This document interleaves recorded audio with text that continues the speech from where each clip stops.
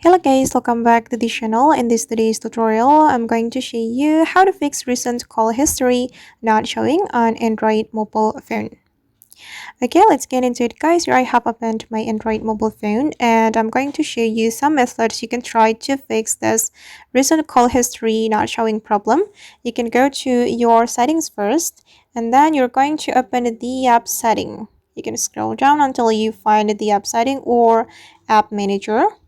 Okay, and you're going to open the phone application. You can scroll down and this is the phone application. We can go to this application and we're going to clear the cache and clear the data of this application. You can go to the storage and then click on clear cache and then clear data.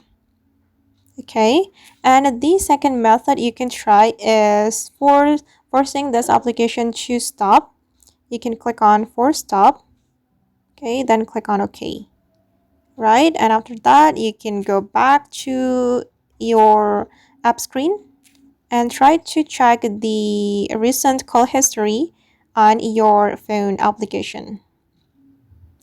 Alright guys, and that's all the way to fix recent call history not showing problem on Android mobile phone. I hope this method will work on your phone. Thank you so much for watching and see you in the next video.